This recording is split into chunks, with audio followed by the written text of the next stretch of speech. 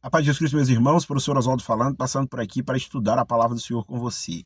Falando sobre soteriologia, que é a matéria de teologia sistemática que estuda a respeito da salvação, estudo da salvação. Hoje eu quero falar sobre o calvinismo.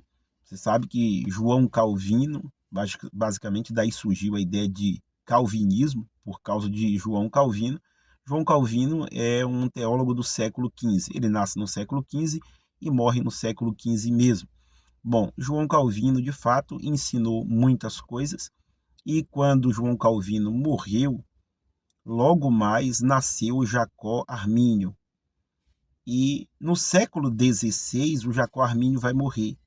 E as igrejas da Holanda têm uma soteriologia calvinista.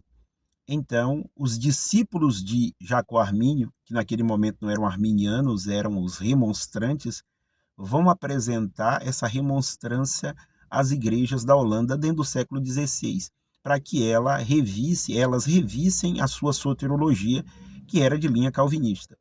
Bom, em contraponto a essa remonstrância, que aí surgiu os 5 pontos do arminianismo, não criado por Armínio, mas pelos seus discípulos que entenderam, estudando ali, tá, o material do seu tutor, do seu mestre, compreenderam os 5 pontos e criaram os 5 pontos do arminianismo.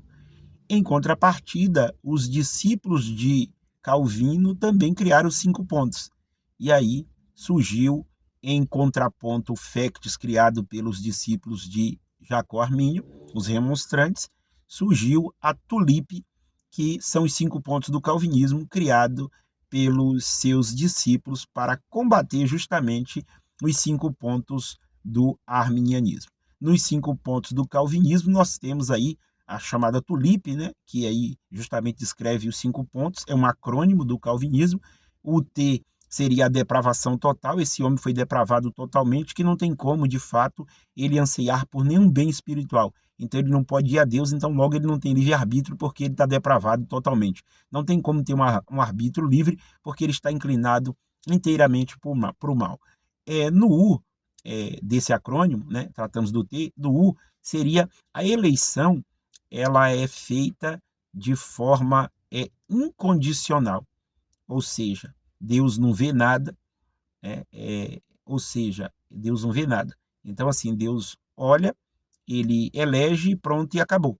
Tá bom? Ele não leva em conta nada desse ser humano, não vai levar em conta se porventura, né, por exemplo, como na presciência, Deus vê todas as coisas, né, antervê todas as coisas, e aí Deus não vai levar em conta, de fato, o arbítrio dessa pessoa. Deus vai eleger e pronto, e acabou.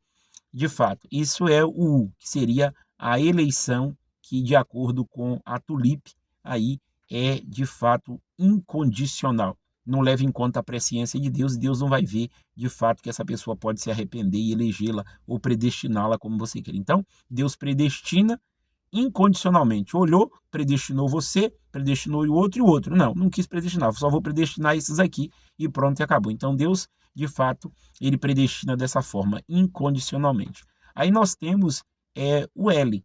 O L da Tulipe seria a expiação limitada, ou seja, de fato, a expiação de Cristo não é para todos, ela não é ilimitada, ela é limitada aos eleitos, somente aos eleitos, aqueles de fato que de fato Deus predestinou sem de forma incondicional, Deus predestinou. Então esse L é a expiação, esse é o sacrifício de Cristo, de fato, eficazmente para os eleitos, ou seja, não é uma expiação para todos, não é para toda a humanidade nesse sentido. Depois nós temos o I. O I da Tulipe seria a graça irresistível. Então não tem como resistir a essa graça de Deus. Em dado momento, Deus chama pela pregação da palavra ou por um outro meio, de fato, é irresistível. Deus vai chamar esse eleito e é irresistível. A graça de Deus é, de fato, irresistível. E aí nós temos o P na Tulipe, que é a perseverança dos santos. Ou seja, como de acordo com o calvinismo, né? A salvação é obra de Deus do começo ao fim, então não importa. Uma vez salvo, sempre salvo. Por isso a perseverança do crente, ou a perseverança dos santos, né? Como é o P assim traduzido, a perseverança dos santos, então não importa. Você é um salvo e pronto, acabou. Uma vez salvo, sempre salvo, não há como perder essa salvação, tá bom? Então, quando nós olhamos isso aí, o sínodo de Dort contribuiu muito para essa questão, justamente para rebater, né, ou combater o FET, o sínodo de Dort, realizado ali no ano de 1618 a 1619 em Dordrecht, ou Dort, né, basicamente assim dizendo. Então, esse sínodo ficou muito conhecido, aonde foi de fato descartado, ou seja, foi o calvinismo, vamos dizer assim, venceu as propostas arminianas, ou seja, dos remonstrantes.